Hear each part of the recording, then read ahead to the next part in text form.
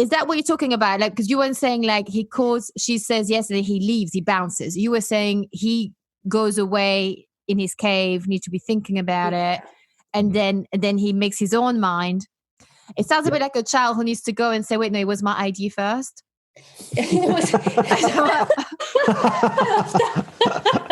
What?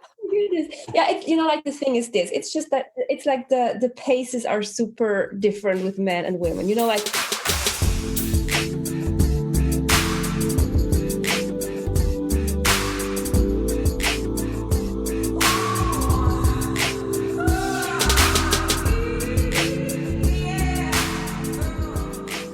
Welcome back. We are on today with my guests Priska and Baz on the Too Old for This Shit podcast. I'm Angie S, the founder of angies.com. That's angie-s.com.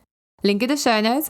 Where I'm a health coach helping busy women fed up of trendy wellness bullshit look and feel younger effortlessly without Botox. To work with me, you can get in touch via the website or email me directly at hello@angie-s.com. So if you haven't yet, please share this podcast with your friends. Rate, review, subscribe to it on Apple Podcasts or follow it on Spotify. For all the other platforms, whichever way you show love is how you can support this show. The more you do that, the more it helps new listeners discover this show. It takes 2 seconds and it's completely free for you to do. And it just really helps support me doing, releasing free content week after week. So I'd really, really appreciate it if you do that. Do you want to press pause and do it now? Oh, is that me just being a bit too pushy and controlling? No? I think it's cute. Come on, do it. Do it now. Okay, I'll back off. Oh my God, today is so interesting. Honestly, you're in for a real treat with Priska and Baz. We had this really candid conversation and we went from their turbulent beginnings in their love story to what they're teaching today. And it was so much fun to dive into all of this with them. I love them so much. So without further ado, let's begin. Welcome back, Priska and Baz, for part 2 of our interview. Yay. Thank you so much for having us again. Absolutely. No, I'm really excited. I really enjoyed what we did last time, which came out last week on the podcast. So this one will come out, obviously today. But in case people haven't listened to part 1, could you just give us a quick recap, Priska and Baz, of what it is that you do? Yeah, we actually are intimacy and relationship experts, and we work with single women who want to attract their soulmate, the big love of their lives. And we help them by doing that by going through patterning where the limiting beliefs are, breaking through, cleaning up the closet. And the biggest part also is about manifesting, becoming really this magnet to attract everything in your life, including the love. And next to that, we also work with women who are in soulmate relationships, and we help them by creating the most beautiful relationship with their significant one possible. Mm-hmm. Yeah, because especially in relationship or when you're dating, stuff comes up, which we'll go into. Yeah, trigger fest after trigger fest. That's why we help these women in relationships as well. When you meet somebody that's so close to you, this stuff will just come up, right? It's intense. Sometimes it's like, is it me going crazy or is the other person crazy? Am I supposed to leave? Am I supposed to stay? It's, oh my God, it's a mind fuck. So that's true. So to almost pick up from where we left off last time, obviously I encourage people to go in and listen because there's loads of goodies in there. We talked really in depth about the Love is Blind, of all these different couples showed us different things and we learned different things from them. And so when we are going to still use some of it as a backdrop with some of the coming from the article that you wrote on the program, on the show Love is Blind. But what we really left hanging in the air last time was your love story. How did you, because I don't actually know it. I know you made a few suggestions last time on the show of what happened a little bit, but I would love, could you give us how did you guys meet? What's your love story? How long have you been together for now? Yeah, we have been together for almost 5 years now. And we have a very polarizing love story. This is why it makes it so special. We have met online on Facebook, in a Facebook group, totally not about dating or anything. I was living in Switzerland, Boss was living in the Netherlands. And the very interesting part about it is that Boss was still married while I was single in Switzerland. So we met and we connected. And at one point, Boss wanted to figure out what is this about, what is this connection that we've had about. Because we connected, it's a very spiritual story. We connected during meditation, a global meditation, and all of a sudden I could see Boss in my space. He could see me in his space. And first we didn't tell each other because we were so afraid. But then we figured out that both we saw each other actually in this other realm. And then we just knew there's something. Wait. So when you say you saw each other in that meditative state, had you guys already been talking prior?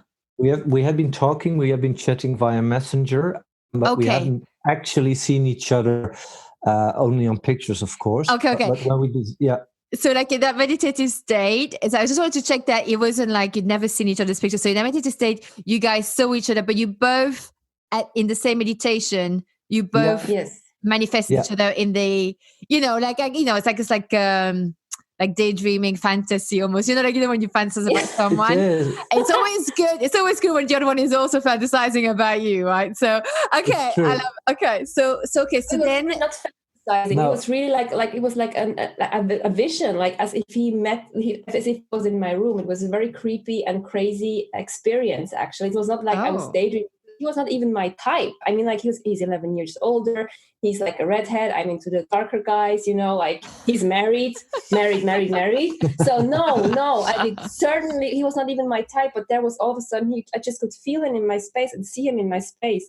And it was not about, some kind of a sexual fantasy, this would be a fine guy or something. No, but this was like a soul recognition. And this is what happened. So this is like when I say my space, I know it sounds very funky and very woo-woo, but this is just what has happened. And the interesting thing is that it really happened with both of us. I saw and felt and really almost could touch her in the Netherlands while she was in Switzerland, and vice versa. So this made it really spooky. It was quite spooky. Yeah. And his wife, his ex-wife, knew about this. He talked with her about that, and at one point he came to Switzerland to figure out, okay, well, what is that? Because he just felt like there's something so strong, and he came, and we had kept it very friendly. But we just knew instantly that this is it. Wow. And he went to the Netherlands, and he filed it the same evening for divorce. And that was the beginning. Very dual, very painful, very beautiful at the same time, everything. Yeah, because it's two things, right? It's like it's more than just two things. There's a lot of things going on here, but it's on one side, you have people who go, oh my God, married, he left his wife, you're the other woman, there's all that stuff. But the other story is also you fell in love. And there is also, it's that almost this old saying that's always this, that's like one of people's main fears. Well, I'm just going to talk about myself because I can't put everyone else in the same basket. But for me, one of my fears has always been, well, I don't want to be someone else's second choice. And what do you do, or what do they do if they then meet the person they're supposed to be with? Because it's also a very well-known fact that people always marry the first time they marry is always the wrong person, because, it's like all the healing they have to do. They marry like their parents, all that kind of stuff, right? It's that whole psychological stuff people do. So, I think also love is not stopping someone else.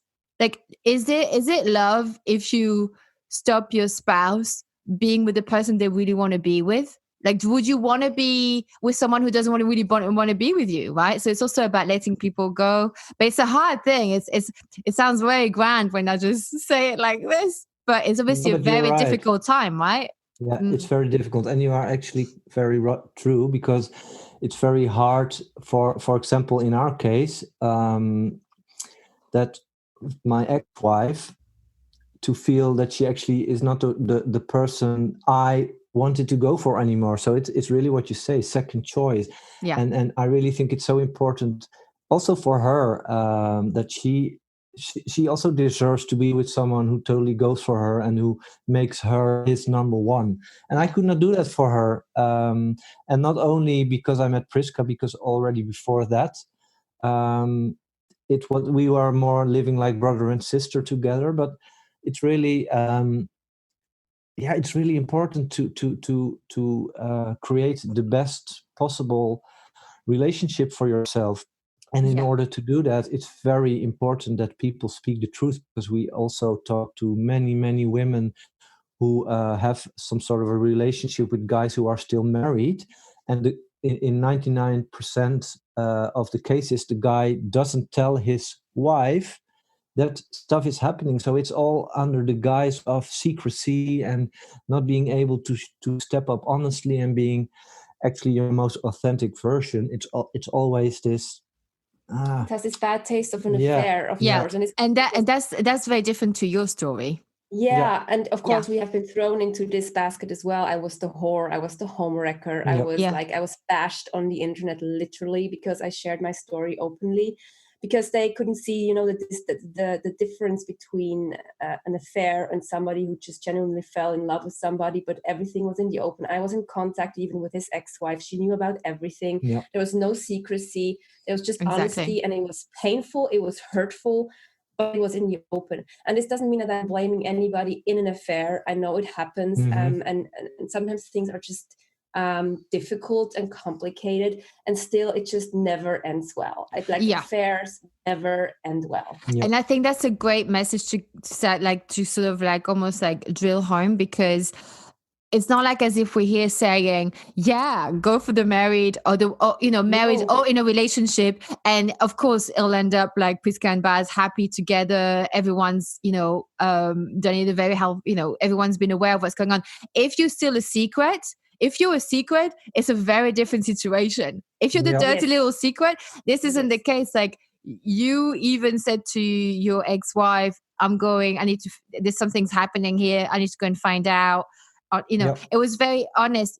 I think it's about, there's a difference between being human and treating other people with kindness. And kindness is not always nice. Kindness is truthful. There's a difference between that and then lying, deceiving, gaslighting. You know what I mean? That's a whole different ballgame. And this is a very different situation. I think if someone's on the other end of that, of the lying, and someone's making you feel crazy because something's going on, but they say nothing's going on, I'm faithful, but they're emotionally cheating, that's very different.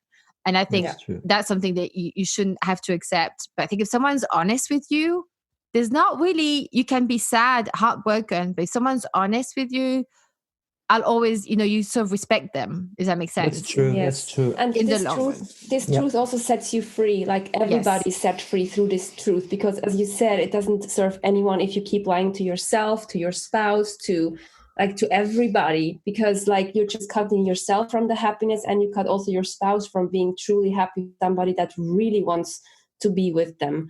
So the truth really sets everybody free. And again, it doesn't mean that it's an easy journey. It doesn't mean it's like a breeze. It has been a very hard path with a lot of judgment, a lot of pain, a lot of guilt. And still I would do it all over again, because it was just our truth, and we did it the best way we could. Yeah, and I also think that if you keep such a secret for your wife or your husband, what you're doing is you really are people pleasing, and people pleasing to this extent is actually abusive. Yes, it is. Mm-hmm. Yeah. This is interesting. You said, I was just on a slightly sideline. I personally, I don't trust someone who's always nice and in a good mood. Like, I mean, constantly. I love people who are, I love people who have consistency, but I also believe in human nature. And that's maybe because I'm quite fiery. I can be feisty. I've also had issues expressing what I want and need. And so when I see it in someone else, I know I can't really trust it, because I know what it's like for me not to express myself. I'm not being truthful. And it's not because I'm trying to deceive them. It's just because I don't trust myself, or I think that I deserve better. And that's always a big red flag. So that's something I've worked really hard on, gone to therapy for. You know what I'm saying? I'm still working on Good it. for you. That's Yeah, great. amazing. Yeah. So, but I think, this is interesting, right? Because I know someone who said to me, and she said it a few times, she said about her partner, he's never in a bad mood. He's always in a good mood. He's never, and I'm like, girl, run.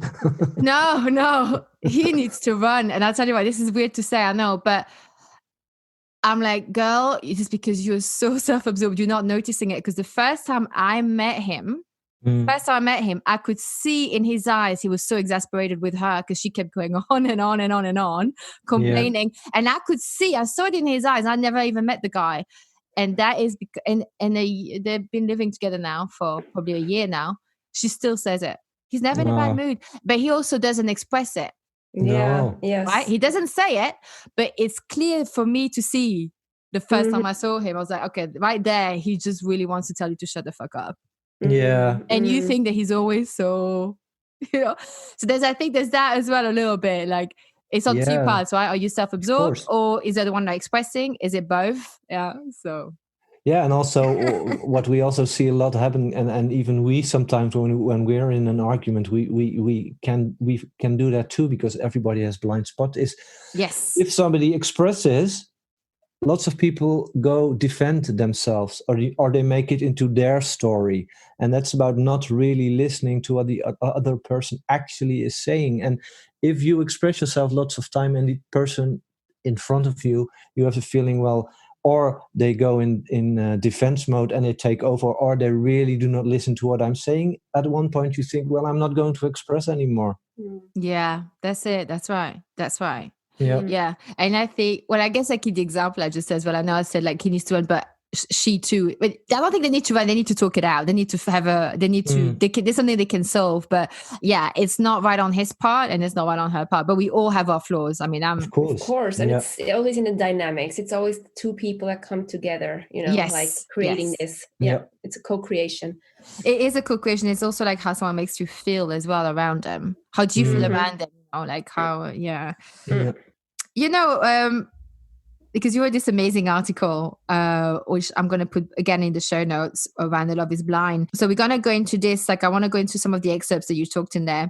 But just before we do that, I wanted to bring up something. Because someone recently said to me, a guy said to me like that when women have been single for a while, like a few years, other than like, dating, like the 3 months to the 6 months, I don't really count those as like proper relationship, even though it kind of is. But anything that's like under a year, there's that dating thing that's like, so this guy said to me, like, when women are single for a few years, apart from like dating, men say that we become selfish. Listen, I'm not denying it, but like we become selfish. But I was just wondering, I want to hear your opinion on what's the fine line between being independent and selfish? Because maybe a part of us, like, I don't need a man to function day to day. I've never had to be quite honest, but I do want one. Yeah. Or is it that we actually need them more now than we want them? But like, it's like, is it like, are we being unconscious about it? Like, I don't know. Like, I know I don't need a man to pay my rent. The bills will be nice, but I'm covering the bills. But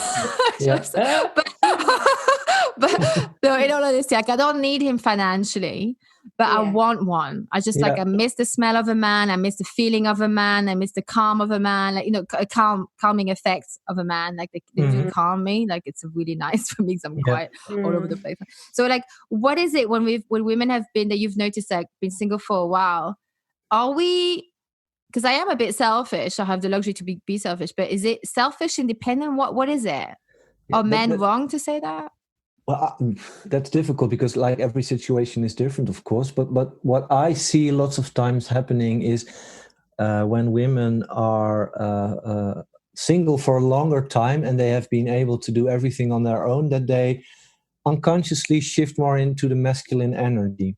And if they are not able to step out of that, it might be that men see that as selfish, but I think selfish is not a good word. I would come up with a word like guarded, or not in flow, or not open to receive, because that's like the one of the biggest feminine traits, of course, is lean back, being this queen power, receive, surrender. And it can feel emasculating if you have a woman in front of you who is constantly in this male energy, because then you have, as a man, you have the feeling that you have to fight for that position.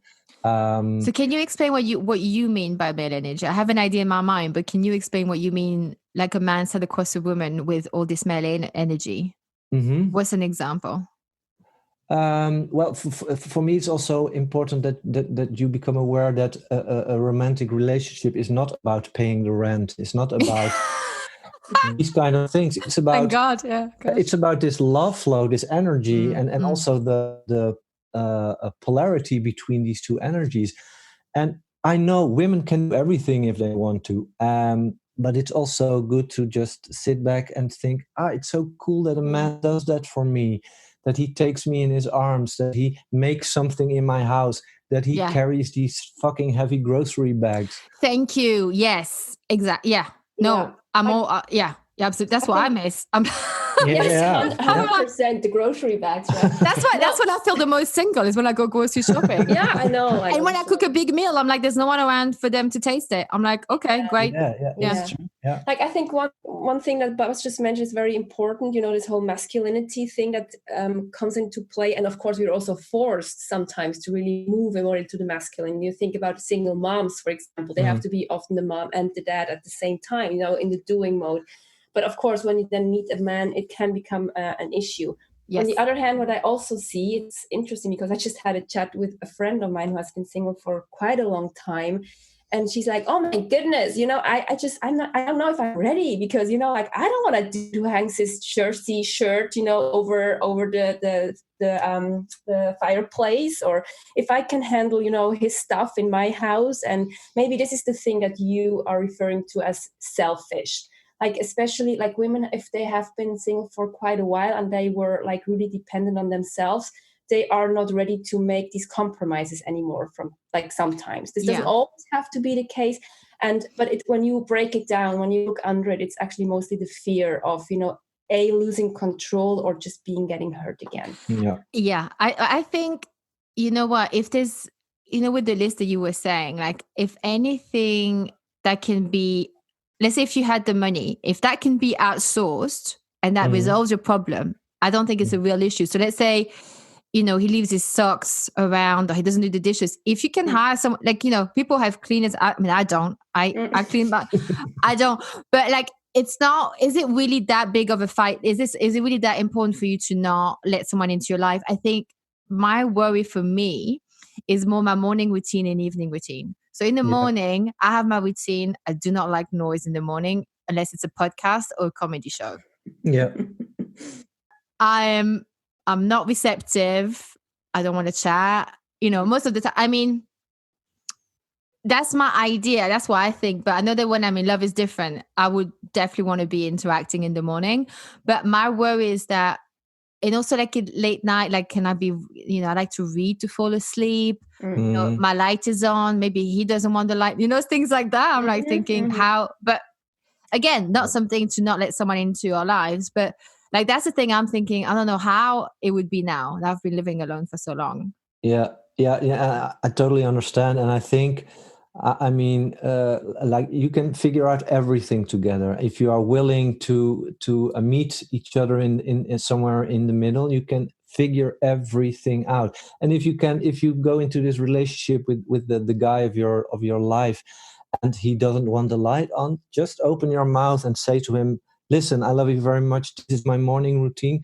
You cannot mess with that because it's very important to me, and I want you to do this and this and this for that. And if there's something that you would need from me, then please ask me. It's really about being clear about you want and what you need in order to be in this flow.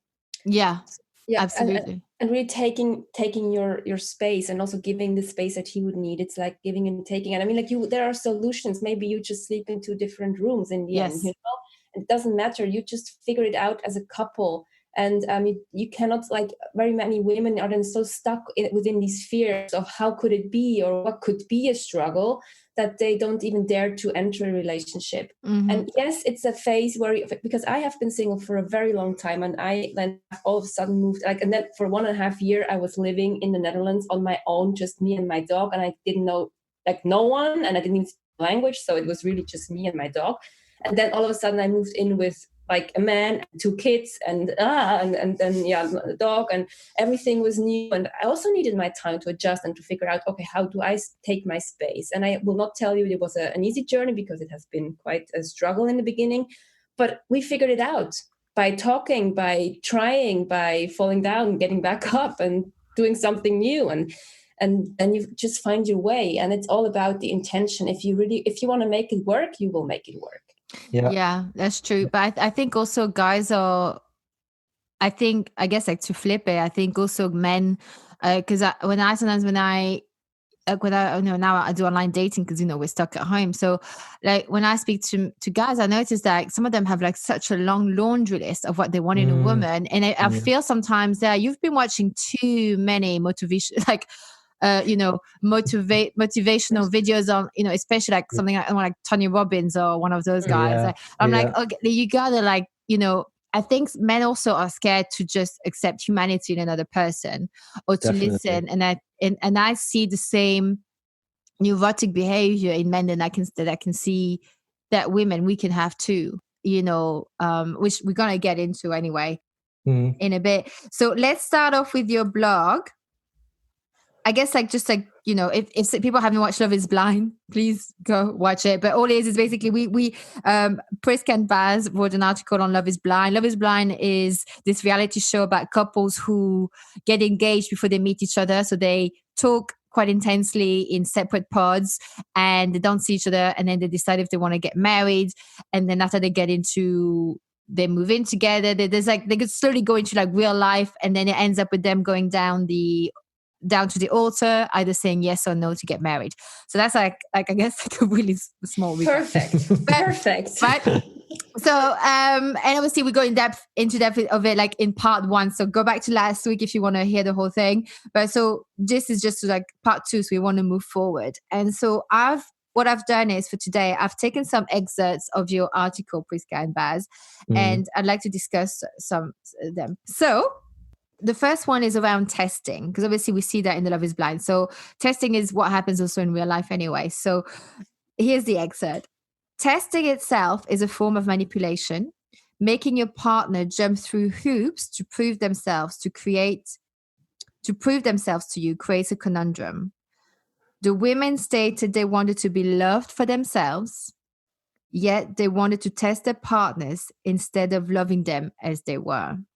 So my question is, why is this a conundrum? Why is this a conundrum? Well, because guys feel, let me rephrase it. Most guys feel it when women are testing them, and if they also want to manipulate them in a certain outcome. And if you have a woman in front of you as a guy, and she's so testing and manipulating is slightly different. It is different. So I'm thinking of the testing. Mm-hmm. Testing, of course, for women is to find out if the guy lives up to what they exactly want, and they want to, before they make like the biggest commitment of their lives, they want to know what they have there. So they test. But there's also a form of testing that really goes into this manipulation, that they want to be a man, like he has to be like this or he has to be like that. And this is very confusing for guys, because one moment they are, you saw that, for example, very much in Gigi and Damien. One moment they were in this receiving, loving flow, and the next moment they threw a tantrum. And this is incredibly confusing, and because it's confusing, it creates unclarity, and it can also feel like puzzling and almost dishonest to a guy. Did you say dishonest? It can feel. I'm not saying it is, but it can feel dishonest because they want to commit to a woman and they want to give the best version of themselves. They want to open their hearts to them, and if they constantly get tantrums or manipulations thrown into their faces, they really can feel hurt, and also it can feel like, okay, you don't trust me enough. Yeah, I mean, I think you're right. I think it is dishonest because you can't. It's not being honest with yourself. So let's say with Gigi, for example, who kept testing Damien, throwing tantrum, insulting him. Yeah. She wasn't being. She knew she was self-sabotaging, but she wasn't being honest with herself as to why she was getting so annoyed. So she wasn't honest with him.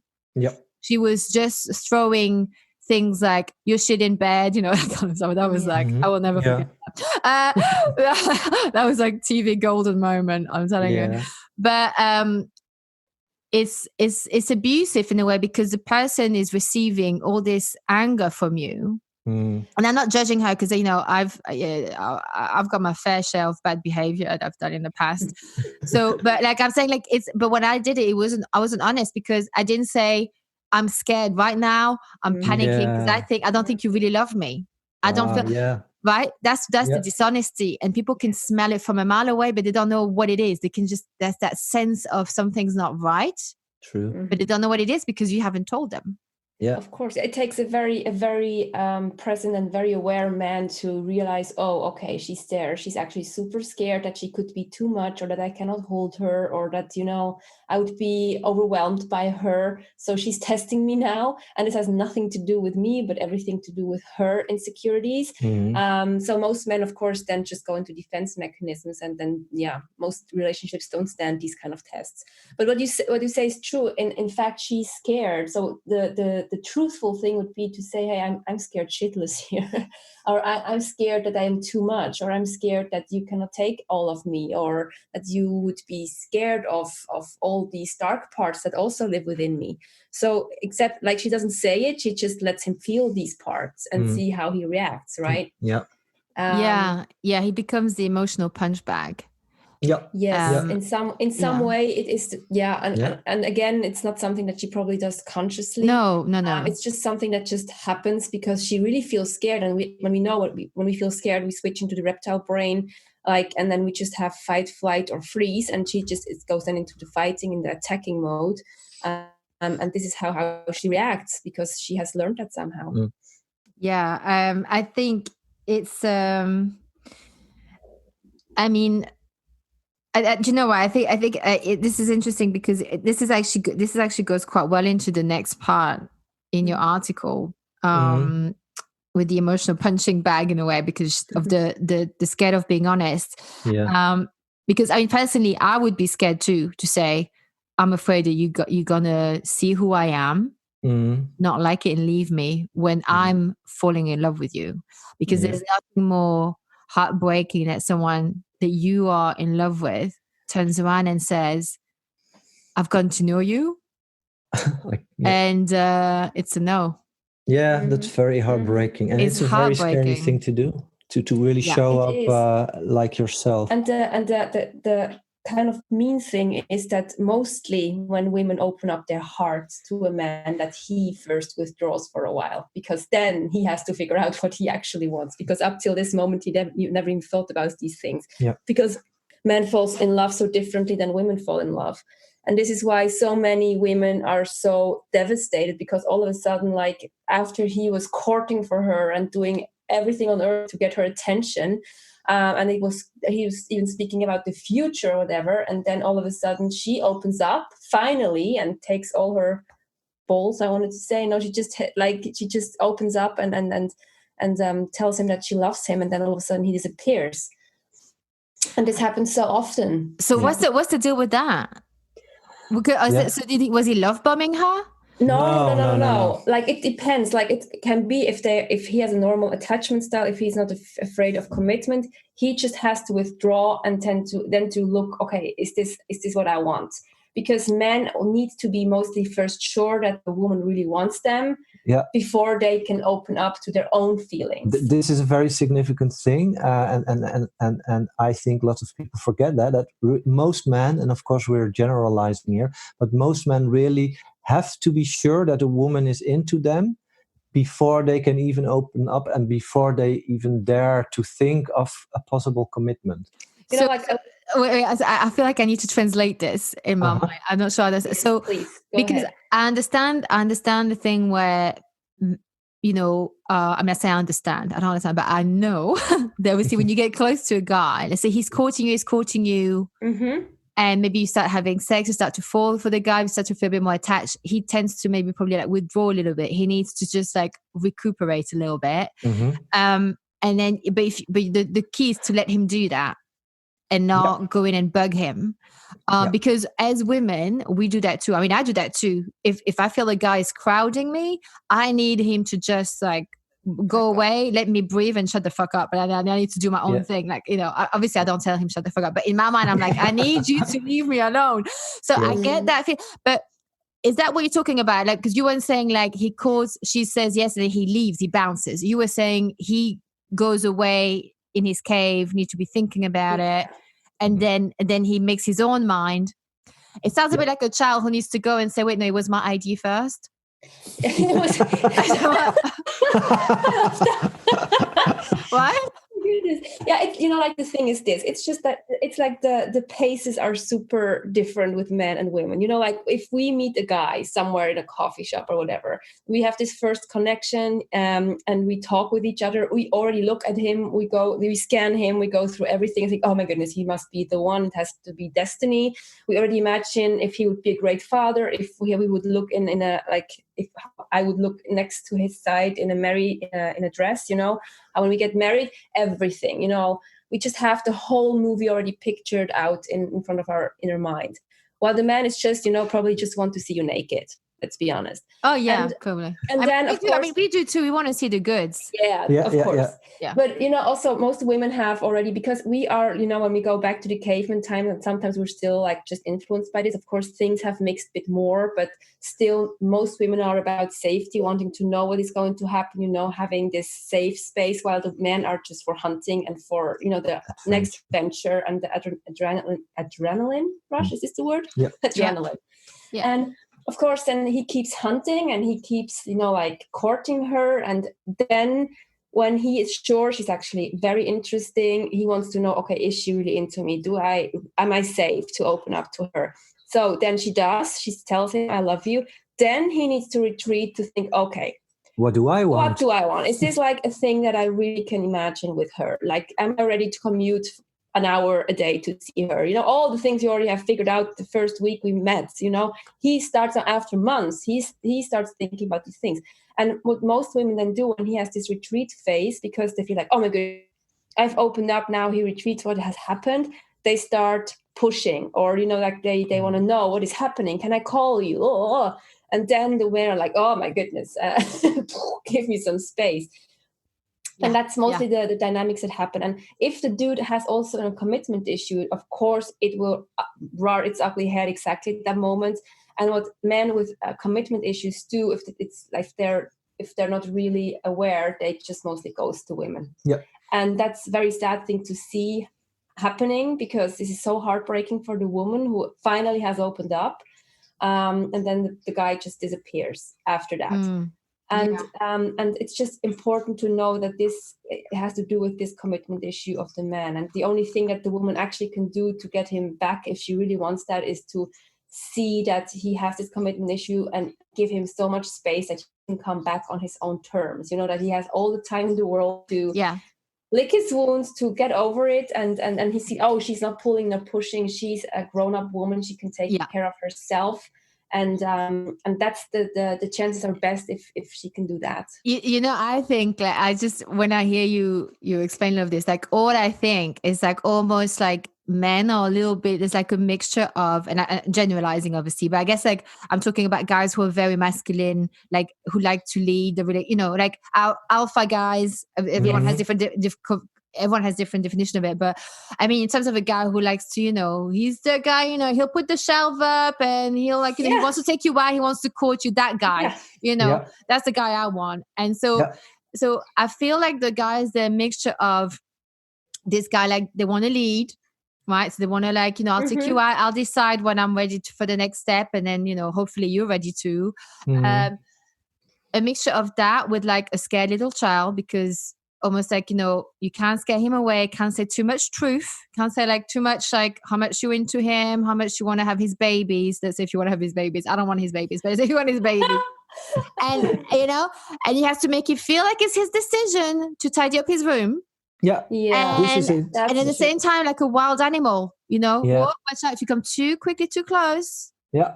I'm a bit like that. I'm a bit like, I used to say to God, I'm a bit like a wild horse. Like you have to they have to be very patient with me. I'm like a wild horse that wants to be tamed. You've got to give me time to come to you. Yeah. You need to be there. You need to still be here, but I'll come to you. Like, just do not fucking rush me. And this is mostly how you describe it. It's mostly also how guys work, because they wanna have the range. They want to be in control in which direction the possible relationship is going into. And if they have the feeling when they withdraw and the woman is constantly pulling and pushing, then they have the feeling that she is trying to take over the reins from him, and then they really stop being interested. They really back off. It's like the prey is lying dead in front of their feet. It's not interesting anymore. They still need to hunt. Like, of course, it's very generalizing here, right? No, but I agree. But that's even for women. Right? We need to have to. That's why you need to have like room to breathe to have even an attraction. You have to have what Esther Perel, she says, like l'élan in French, is like that space to which you go to. Yeah. If you're always crowding each other, and I guess like just to round up this part, which as an image, I wish I came up with that meme and I did not. So I'm stealing this from the web, but it's fantastic. And it says, wait a minute, hang on, how's it go? It says, the egg never swims to the sperm, sis. The egg doesn't swim to the egg never swam. Shit, hang on. The egg never swims to the sperm. Don't chase a man. Yeah. It basically, from conception, that's what it's like. It is. It's a beautiful metaphor. I saw this too. This meme. It's amazing. It's like, but that's all you need to know. And it really is all about also like really stepping into your feminine like power of receiving, like being receptive.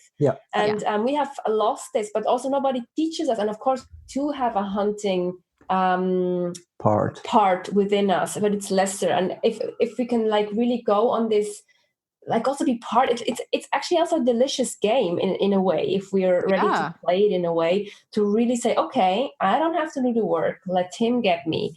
Let's be the flower, like just be delicious and smell like amazing. And it's the road. It's the road of least resistance. Just let him. Just relax, sister, and just let him do all the work. Exactly. Yeah. And of course, the last thing I want to say about it is, it's in the end, it's about the energy, the masculine energy, the feminine energy. And it also can totally work out if a woman is very much in her masculine energy and a man is very much in his feminine. As long as there's polarity, then mostly it will work out. Exactly. And that's why, like, I like the alpha guy, but some women don't, and it's the opposite, and that works for them. It's like, know which one you are and then own it. True. Very true. Yeah. So you were talking about women wanting a safe container in their parts, and so there's an excerpt of that in your blog, and I'll read it, and my question about that is love, but there's got to be some limits, right? So I'm just going to read this from your blog. Many women have a deep desire to be in a safe container created by their partners. David Data puts it quite beautifully. One of the deepest feminine pleasures is when a man stands full, present, and unreactive in the midst of his woman's emotional storms. When he stays present with her and loves her through the layers of wildness and closure, then she feels his trustability and she can relax. So two things. One, there's got to be limits, right? We don't want to be like using them as emotional punch bags. Two, isn't that slightly contradiction to what we're saying about like the eggs? Like, what kind of storms are we talking about? Is this like different to like chasing a guy? Or are we talking about like fits like Gigi was having, like going crazy, not chasing him, but just going crazy? It's about women feel safe enough with a man that they can show him every layer of her emotional world, of her emotional being. And that doesn't mean that she constantly has to throw tantrums, but she has to feel safe that she can be sad, that she can be emotional, that she can express her irritation, her anger. Especially anger. Especially anger, yeah. Wait, I want to hear more about that one. No, it's just because anger is such a stigmatized feeling for women. You know, women like we are not allowed to be angry, right? It's just not a female like emotion. We just don't have that, right?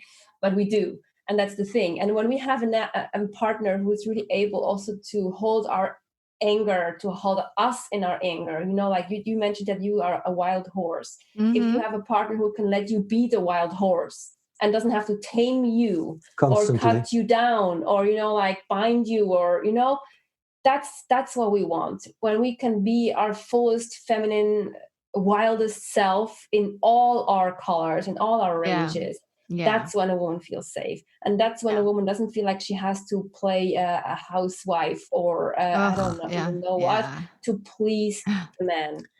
Because if the man can be a safe container when she's in her anger, like 99% is that underneath anger always is or grief or sadness. And if a man can be in his like a safe container, then the woman feels safe enough to shift from this anger and reach the emotion behind it, beneath it. And if a man cannot hold her, then she sticks in this anger. She's not able to push through that. Or she doesn't dare to be angry and just tries to be the good girl constantly. And that is so hard. That used to be my problem. I used to always try and keep it in, and it just doesn't work. And I didn't used to, but it was just like after the dating game, you know, I think I said like in my 30s, I was all about like, oh, I've got to rein everything in.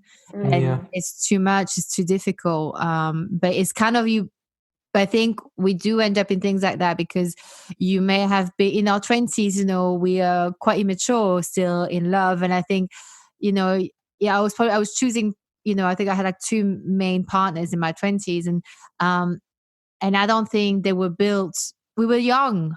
I mean, I was stupid. I wouldn't date me back then, but they weren't the kind of men who would be able to, I couldn't be completely myself and not be judged. You know what I mean? We also have all these ideas in our head how love has to look like, how a woman has to look like, how a man has to look like. And this is also why so many people feel wrong in their bodies, but also in their whole being, because they feel I don't fit in there. I have other emotions. I have other thoughts, you know, and that's also about breaking these stigmas about how a good, proper human has to be and look like. And the beauty of it is like the older we get, the more like maybe also we talk about it more. Also like in society, we talk nowadays more about like all ranges of people and what they feel and who they are, and to just see it's okay the way I am, and I'm safe to show up the way I am and don't have to hide parts of myself just because people don't accept them. So can I ask you in reverse, because I think women sometimes also feel like that the man is not expressing themselves. They don't know what's going on for them, and the man can retreat. So I'm a lot like a guy in many ways sometimes, because I'm the same. Like I need to retreat. I need time to process. I need to be left alone for me to figure out what's going on. But I think like it's all very well that, you know, we talk about, you know, the woman being able to have a safe space to express herself. But do they feel like, are we not supposed to also let them express themselves? Like, is this, I mean, I know there's obviously this thing about men maybe being brought up differently. They may not feel safe to express their feeling. They may not have the tools to know what's going on for them because they're not being taught to talk about their feelings so much. Our generation, anyway, I'm 41, so not about my generation, but like, are we I think we're also supposed to be, I want to be a safe space for him too. I don't want him to scare me and start throwing things around the house, but like I need to be a safe space for my partner too, because otherwise we're not a partnership. Like, what's the philosophy on the other side? Like, do men want to be able to express themselves? Can they express themselves? Yes, definitely. Men love to express themselves as well, but they want to do it under their own terms. And of course, men, you said they have been brought up by society, which is definitely true. But it really also has to do with how the brains are built, how the brains are wired, and really, men don't want to dwell in emotions. They don't want to talk too long about it. They just want to express and move over, and then try if they can find a solution for themselves. Yeah. And what a woman can do for a man to create a safe space is stop pushing and pulling too much, really allowing him if he expresses. And of course, a man also has to step into his maturity and really speak out what he wants. If he says, baby, not now, let me be, that she accepts that she takes a few steps back, and that she allows him to come back in his own pace and in his own time.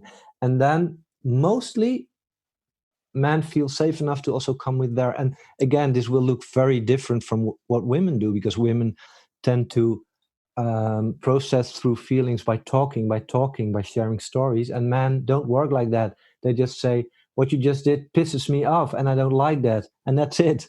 And then of course you can ask them, okay, what can I do differently, or how did it exactly piss you off? But it will never be a conversation that you would have with your best girlfriend. Totally different. Yeah. I think it goes both ways, where I think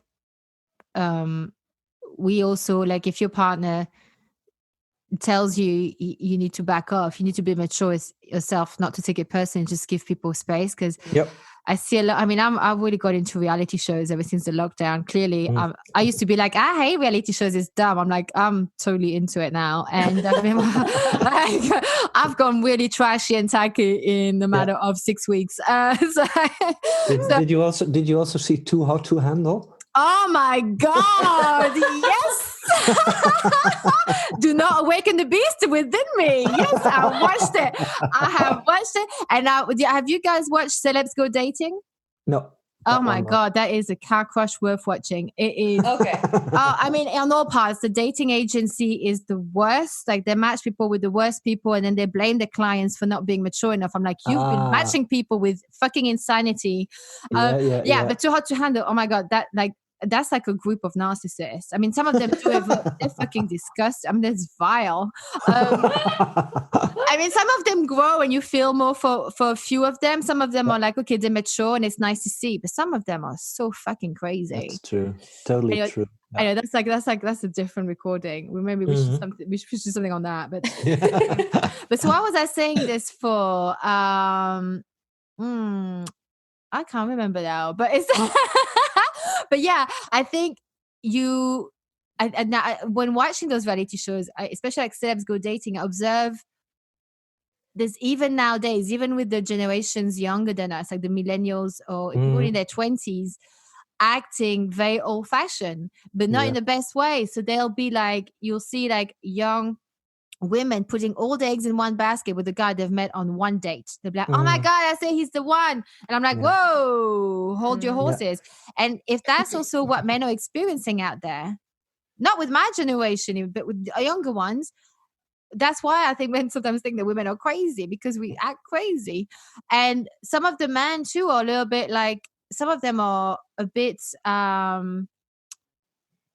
they don't realize that they're not engaging with the woman in a way that's interesting. And they're like, oh, why is she changing her mood all of a sudden? Why is she not engaging with me? It's like, because you've been disgusting the whole conversation. It's like there's this lack of, it's almost like two people not living in the same world. And I think that causes a lot of issues. But I think the problem, whether the man or the woman, because some of the men as well, they go straight away like, oh my gosh, she's the one. It's like, you don't even know her. They live in their head and they do this emotional masturbation of who that person is. And then 3, 4, 5 dates in, they're out, which that's perfectly normal. But it's just like they've gone full force straight away. And obviously the other person's like, wait, what happened? All of a sudden he's just gone or she's just gone, because they went into their head and not tried to get to know someone. Yeah, yes, definitely. They fall in love with a story or potential. This happens all the time. And they don't ask questions. They do not ask questions. They really don't know how to have a proper conversation anymore. It's about filling in the blank. Yes. It's about just wanting that person, and that's it. There's one person that celebs go dating. He's the worst, vilest person at the beginning. He does change a little bit, but when he asks for what he wants in a woman to the agency, he goes, it's all about money and looks. She has to shop at Selfridges. She needs to look this way. She needs this. She needs that. None of it is like, I want someone with a dirty sense of humor. I want someone with like who can push back on me, challenge me in my head. Yeah. And then he gets bored of all his dates so quickly. And I'm like, yeah, duh. True. Yeah. Hello. You don't even know what you want. Yes. Yeah. Yes. You don't know yourself, probably. That's a man in his late 40s. Yeah. It's sad, but true. Very sad. Very sad. Yeah, but this happens when you never invest in relationships, right? And the relationship with yourself. Because if you would invest in the relationship with yourself, you would know that there's more than looks and money. And that probably looks and money will never make you happy. Listen, looks and money will not give me an orgasm. I mean, maybe if the guy can take me out on a nice holiday, it will help on that side. But I'm just saying, it doesn't keep you warm. And if you're sick and you've got cancer, you're not going to care what he looks like. You're going to care, is he by my side? Is he making me feel better? Yes. It's very true. That's it. So, I mean, money is great to have the heating on and pay the bills. But apart from that... that's very true. Yeah. So the next bit in I'm going to read this next excerpt from your article, and it's to do with my question around that is, is this why a man can love you in one moment and then be put off and leave you abruptly? And I say love you like you're in a relationship or you're dating seriously. I'm not talking about the first few dates. I'm talking about, a few months in at least. So here's the excerpt. So whenever a man feels he cannot influence the outcome, he becomes scared and can make decisions that are not totally aligned with his. Sorry, I always have this list when there's like too many S and H. I can't. Wait, hang on. Okay, let me try again. So whenever a man feels he cannot influence the outcome, he becomes scared and can make decisions that are not totally aligned with his truth. Got it. For example, this can look like not committing to the person he loves because of the instability. Yeah. Can you explain a bit about that? Yeah, well, this was this piece was written, I think, with Gigi and Damien in mind as an example. Because in the end, can we give spoilers here? Yeah, go ahead. Yeah, gosh, yeah. We gave those spoilers last time. Let's go for it. That's true. So, because in the end, they are, Gigi and Damien are in front of the altar, and like we who were watching thought that he would say yes and she would say no, but it was the other way around. She wanted to marry and he said no. And this is because he could not be in control about the possible outcome, because she was so unstable during this whole dating process and also the day-to-day process where they had to live together and be on a holiday and meet each other's parents and all, because she was so unstable emotionally, and that she could never give him a full-hearted, yes, I want to be with you.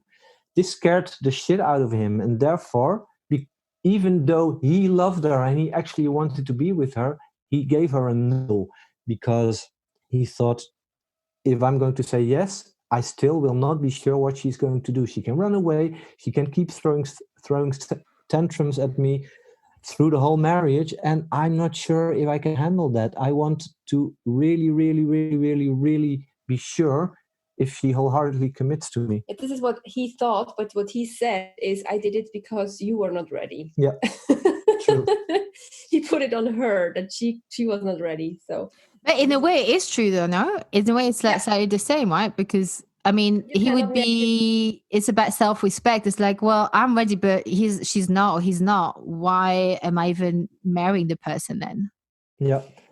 Yes, but the thing is this one, you're not married, because he was not, in the end, he was not ready to marry her how she was acting in her inconsistency. Yes. So we can always say, yes, you're not ready, but in the end, it's about taking self-responsibility and saying, I don't want to marry a person who is not consistent or who cannot let me love her in that kind of way. True. But the truth is that, or the truth is, we never know what exactly the truth is. That we think the truth is that he really just couldn't handle her instability, her going up and down, hot and cold. But the fun thing is that, at least in the reunion, they were still, excuse me, still a couple. So who knows? Yeah, I still think that he's for you. Yeah. Yeah, I mean, I would totally I think he's so hot. But I don't know. I've got a feeling. I don't know, unless it changes, unless she hopefully she grows and also he mans up. He needs to man up. I mean, imagine him. He's already hot. When he mans up properly, oh my God. Oh my God. Oh my God, do not put him in the same room as me. I'll go crazy. Yeah, he's so hot. But it's he's so, but I think, I just got, in my opinion, I think that there's a high risk for him to be completely damaged from this. This can be. Yeah. This is. She will grow from it. She will grow from it. I think she already did. And I think the fact that they were still a couple after that, he did not marry her in front of the whole, I want to say country, but it's not even just a country, in front of the whole world. Yeah. In the end, already shows that they really have something deeper and that they are willing to learn and to grow together. Yeah. But I've got a feeling if they get married, that's the first person they marry, which should be not the one for life. I think they'll do so much growing together that they will fall apart. That's just a prediction I have. Let's see. That can be, but and this also links to the thing that we talked about before this, because then you also asked, and we didn't answer that one yet, that there's a fine line between being an emotional punchback and showing your boundaries as a guy. And you so beautifully said, Damien has to man up, and I'm totally agreeing with you there, because you can still be a safe container for a woman. This doesn't mean that you cannot show your own boundaries in a respectful yet very clear way. If he would be saying, Gigi, baby, I will always be here for you. I'm still here for you, but I do and cannot accept this behavior from you. She needs a very strong man, because she's a powerful woman. She's got a lot of energy. And I think, for me, I've always said, I need a guy who can tell me to shut the fuck up. Yes. That's what I need, because if not, it goes, no, it's just not. I'm really sweet and nice, but if I feel like the guy there's this weakness, I need a strong guy, strong and calm. And I think this is what I can tell that he needs to man up, because she can be put off by it. She probably will be put off if he doesn't. Yeah. And she will be attracted by someone else. Yeah. That's my feeling. Can totally be, yeah. Yeah. So that's Damien, right? Who and by the way, Gigi is super hot, by the way. She's very she's beautiful. I'm not saying I keep saying he's hot, but obviously I'm attracted to him. So but I mean, he's obviously look-wise probably punching up a bit. I mean, they're a good match. I think they're a great match. But anyway, physically, yeah. So I am not jealous. I am not. She's not. Oh my goodness, she's not. Not jealous of Gigi whatsoever. So I guess that's Damien and Gigi. But I guess in the flip side of this, of the example, is for me would be Mark. So Mark and I want to say Vanessa. I can't remember. Jessica. Yeah. So Mark. So I think there's a difference between when we talk about manning up and being able to take a woman's storm and craziness. And when I say crazy, I don't mean like that in a bad way. I'm crazy too. So, but Mark, there's men who I feel like, for me, Mark, the example in the show is that, to me, it wasn't that he was being strong, consistent, and a rock. In one way, he is consistent, but I think he's consistently putting up with toxicity. I think there's, for me, I mean, it's clear they do not belong to each other, obviously, obviously we've gone into that in depth like last time, but for me, Mark is not the fact that he can take his woman's storm and craziness. For me, it's like a guy who doesn't respect himself and does not see reality for what it is. They both lived in different worlds. He did not see. She kept telling him she didn't love him, really, in a way, many ways, that she wasn't attracted to him. There was loads of times she didn't say it particularly out loud this way, but it was pretty clear that she was, but I guess he was manipulated a little bit. So it's hard for him, but he was putting up with a lot of shit. So because I know you said so I'll read an excerpt actually of your article. So an even stronger, so we're going to disagree on this, so sorry. But an even stronger rock was Mark. While Jessica threw every bomb she could find at him, he stayed grounded in his decision. He knew what he wanted and was ready to fight for it, which is true. But I think he didn't do it from a place of self-love. What do you think? Yeah, I think like what we talked about last time, when a man commits to his choice, then he stays there, and then he totally can take very, very, very much from a woman. And I think this played in the Mark-Jessica dynamics very much. And yes, it can also be because he just wanted to be in a relationship with this gorgeous woman, and therefore he took too much. This is very true. And I'm totally agreeing with you on the fact that he took too much from my point of view. I would never do that. And maybe he was a wishful thinker, and maybe he tried to make everything look more beautiful and sugarcoat it. But in this decision, he was a very strong rock. And we can agree or disagree with the fact if it's a healthy commitment or a healthy choice. Because if I go into that, I think if they would be together, that in half a year he would be running with the wind.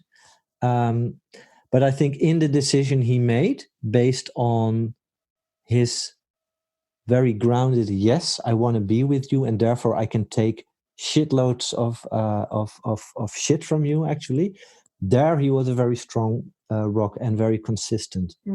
But yes. The question is this a toxic choice of him, yes or no? Yeah, or does he also want to be the good boy? This can also be, because we know also from the show that he's very deeply connected still with his mom. Not that this has to be a problem, but often men who are like, that never really get detached from their mom, also never really learn how to man up and really make choices for themselves and really stand on their own and like with their backbone. Yeah, he's looking for another mom to like do his laundry for. Can be. I didn't get totally this kind of vibe from him, but yeah, sense of, because I think he also was very attracted to her. I really thought she was super hot. I mean, she is, yeah. She is, absolutely. She is gorgeous, yeah. And also older, and of course he got to hunt. This also has a good part for a man, that she never was really just what we talked about earlier, like lying in front there. Of him. Take me. Yeah, exactly. Yeah, she did the treat him mean, keep him clean kind of thing. Yes, exactly. And this also can have something interesting for a man, and of course, like. Also how it was cut together, and with the background that we knew that she was also flirting with what's his name? Was it Barnett? Barnett. Oh yeah, that terrible name. Barnett. Exactly. I always think of a hornet. Barnett. Barnett, yeah. Yes. He likes to sting. He does like to sting, yeah. He was terrible. Oh yeah. He was kind of terrible. But anyhow, I think this then made him also look very weak. Like with this whole knowledge we had, the dude who got kind of, she just wants to be with somebody else and he still hangs on Jessica. So yeah, I think it also painted a picture from like the backstories that we knew that he didn't at that time. Yeah. So, but how do we get a guy? Because I don't think I've ever been able to get away with that much crap and a guy still stay. I mean, that's never happened. So, like, obviously, this whole emotional connection thing is a thing. Yeah. But you know what? Actually, I'm going to jump to the next question because this is going to answer, I think, a few questions. This is a good segue into this because the emotional connection, which we talked about last time, is obviously key for the commitment for a man, right? Am I remember correctly? Yeah. Yes, and also I think what also is very important is to narrowing down the options, because again, with this whole swipe culture that we have, there are never-ending options. But in this place, there were just these kind of women. Point. That's it. But this is the thing, right? So with the connection, obviously, like now in isolation, we don't go out to the bars, we don't go out on the tube, we don't go any of these other things. So I guess there is kind of a little bit of more of a focused zone because we're at home most of the time. So, but it's like this is the thing, right? So you build a connection with someone. I feel like maybe there's an important discernment to be making, and how do we know the difference? Because you could be, because I feel like when I've had this thing where, oh my God, we have this connection thing, it was just gas, if you know what I'm saying. So it's like, because that's how whirlwind romance happens. That's how love bombing happens, right? It's like you are like the person who consciously or unconsciously isn't being genuine with you. The one who's like, let's say, quote unquote, love bombing you, like pushing and stuff, will make you feel like you have a connection because they're taking all of your time. They're talking with you, connecting, opening up. But then obviously something happens and it becomes incongruent. Like their action is not congruent. So like, how do we really build a connection? Know that we have a connection with someone who's real and not someone who's doing this toxic whirlwind turn into a love bomb, which is different from being committed and stable. How do we know? Because loads of guys out there do really want to talk, but are they the real deal? It's a good question. I think the only thing to find out how this works, and if you actually find someone who can tick these boxes for you, is getting more clarity about yourself. Because the better you know yourself, the better you are in sync also with your instinct, with your intuition, the better you know what you want and what you don't want. And if you can start connecting in that way with yourself, you also magnetize it more. Like if you focus on the good things and on the knowledge and the clear things in yourself, you attract more of that. So the more aligned you become within yourself, the more of an aligned partner you will attract. And it also includes like really being okay with your shadow side. It's not about, just having good thoughts and being nice. And, like it's not about this good thoughts only kind of thing. It's about really being okay with everything that you are and integrating your shadows. And I think the more, of course, these dudes, like these men or women, should just wear some note on their forehead that we just know you're fake or like you're a love bomber, but they don't, unfortunately. But the more we're in sync with ourselves, we will see the red flags. And of course there are players outside, but mostly, and of course they will say everything to just get what they want. But I still think that you can always fall for somebody like that. I mean, like my best friend, and she's an intelligent and amazing woman, fell for it years ago for a dude who had actually 4 women or 5 women at the same time in the end, And I know her, and I even warned her because I had a very strange feeling. She chose to stay with him, and then she ended it from herself after a while. And then she figured it out that he was actually an asshole. And the funny thing is, she then went on TV with that story. She was invited to share that story, and then her now husband saw her on TV and contacted this television station, and now they're married and having a child. We're liking it. We are. Listen, if anybody's interested, send me a DM, give me a call. Yes, it's amazing. It's really cool. That's how magic works. This is how magic works. And it was like, she also showed up, she said, yes, I fell for somebody like that, but I'm not a victim because I chose to trust, and I've learned to trust in this relationship. So he could not break me. For me, it was real, and I have won so much. And I mean, like, this is exactly the attitude she had. And of course we can fall for somebody like that, but it's always about how do we react afterwards. Of course it hurts. Of course, we have to get back up and put ourselves together, but this doesn't mean that you're broken. It just means this happened to you, point. Nothing more, nothing less. Also, maybe to show you parts in yourself that you didn't know quite yet, and you needed to see them on the surface to become even stronger and even more clear in what you exactly want. Yeah.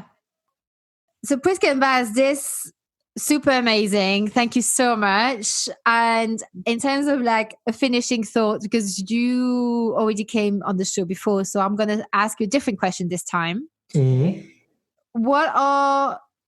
I'm going to say like 3 things, but it can be up to 3, however many things you want to say. But like, what are the 3 things you want the listeners to take away from this so they can meet and be with their person? Yeah. The 3 things they can take away. I think like this, like really learning how to also live your female sides as a woman is really, really important part, not only to attract your partner or to have an amazing relationship when he's there, but also just to really also receive the beauty of life and receive or magnetize all the beautiful things like also abundance or joy or freedom into your life. It's really such an art that we have lost, and I think it's important that we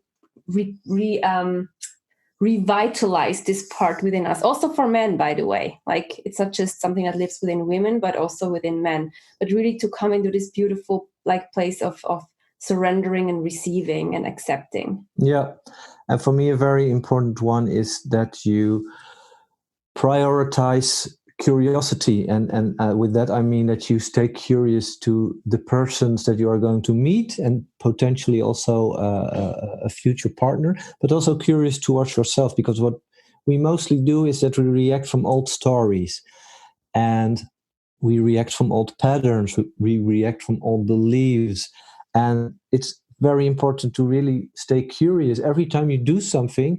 Ask yourself, and you have to mix up the sort of questions that you ask yourself, but really ask, why did I do it this time? What was different from the other situations? How can I change that? What did it tell me? How did I feel? And when you can like amplify all the colors within and around you, then you also get to know yourself better, and then you also become more of a complete and whole person. And with that, I don't mean that you're broken before, but then you become more aligned with who you totally are. Mm-hmm. Yeah. So yeah, it's all about, I guess, it being truthful and aligned. Mm-hmm. Mm-hmm.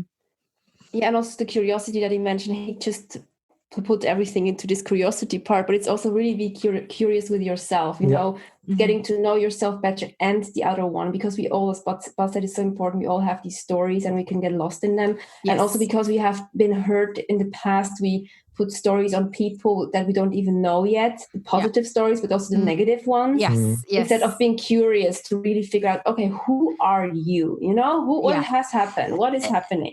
And actually, as a practical tool for what you just said, because I totally agree with that with the curiosity. It's so important. When you have a conversation with someone you don't know, is to don't just take their words and go, okay, clarify, and just even like with this, we're gonna call him online guy. He'd say things. I'm like, wait, so what do you mean by that, or why? And I'm so glad I did, because the first iteration I heard gave me one story in my mind, an assumption, but when I went back and asked, it was completely different. And those are all opportunities that people are letting go by. Because that's how people don't get to know each other. And I guess it's because I've been doing this now for a while now, the podcast. So I'm used to always I've always been inquisitive anyway, but I think it's important to not be afraid to ask. And I find it annoying when I tell someone a story and they don't ask questions, because I'm like, anyone can interpret a story 100 different ways. Yeah. If you're not asking questions, you're not interested. Because when someone tells me something, I'm like, oh, wait. What do you mean? What was that? Yeah. And that's how you get to know someone. And I think that curiosity factor is important. And also it translates to everything else, right? That's why I love someone who's curious, because I'm like, if they're open-minded and curious, they don't have to be spiritual off the get-go, because things evolve, things change. They're curious. What kind of food do they want to try next time? What kind of what in bed? If they're curious, open-minded curiosity is such an important, not for everyone, but it's such an important trait in someone. True. 100%. Be curious. Yeah, and also align the kind of questions that you ask, for example, on a first or a second date, because we tend to go to the, what is your work? Why do you work there? How do you like it? But if you can change up the question, for example, and on a first date, ask, okay, what made you really happy today? Or what is your purpose in life? Or what did piss you off in the past, and you are not getting pissed off nowadays anymore. So what did you change there? These kind of things really make one allow you to know a person better, but also create in the other person that he starts to think, wow, this person asks very different things. This must be a very interesting human being. They want to get to know me. And that everybody loves to be someone to get to know them, everyone loves to be interviewed, being asked questions. I think but I think obviously those questions may be like not within the first 10 minutes though, like what's your like let's read the room, but it's like eventually definitely like maybe later on in the evening or the next day or something, have a little glass of wine or whatnot and ask the question, but always clarify. I'll always say like I'm quoting an old guest here, Clarissa Castillo-Ramsey, and she said, be curious, not furious. And that was talking within the workplace, like with colleagues and boss and stuff, just be in how to resolve conflict. But actually be curious, not furious is really important, because when you're curious, because if you don't clarify what they said, you can easily judge in your head, judge them, and then you become a little bit mad, or not furious, but you become you have a bad taste in your mouth, but you didn't clarify. If you clarify and it's still bad, then at least you know. Yeah. But if you don't clarify, you can pass so many judgments, and that's how people judge everyone on the internet. By the way, Twitter, you name it, that no one's listening. And they all react from their own story. Oh my God, it's all about, I want to be right. I want to be right. You're wrong. Definitely. It's all black and white. It's like, that's not how that's how reality. It's not black and white. So, okay, I love you guys so much. Can you please advise, like, tell us, where can people find you? How can even people, how can people work with you? Like, spill us the tea. Spill tea. Okay. Yes. Thanks so much. People can connect with us the best, I think, on Facebook. We're very active on Facebook. We have an amazing group for women in relationship and for single women called The Soulmate Society. We also are, you can find us also on our website, is thelovealchemists.com. Very easy. But the Love Alchemists, mostly people forget the last S because we're two alchemists. Yeah. Exactly. And we also, we have an upcoming program. We have an upcoming program called The Vortex of Love. That's a 6-week program for single women who are ready to really transform themselves from really going through these processes that we've talked about, like cleaning out the closet, getting the clarity about their blueprint, and really becoming that magnet. It's we put all our heart and soul into that and have a lot of amazing stuff that we're going to do there. So very excited about that. And people can, if somebody should be interested in working with us in the program, or also, and we also still do one-on-one or 1-to-2 coaching, then they can always reach out to us with us at thelovealchemist.com. That's our email address. This was so wonderful. Yay. I could talk to you for hours. I hope I didn't talk too much, but no, it was great. All good. Thank you so much, Angie. Yeah, thank you so much for today. It was such a pleasure. Thank you. Thank you so much. And that's our episode. I hope you enjoyed it. Please don't forget to rate, review, share it, subscribe it on iTunes, follow it on Spotify, or whichever platform you listen from. However you show love is how you can support this show. Drop me your questions or suggestions for future episodes via the website at angie-s.com, or come and find me on Instagram. I have 2 accounts. One is at Tool for This Shit Podcast and at Health Expert Angie. Link in the show notes. See you next week, and until then, using health inappropriately.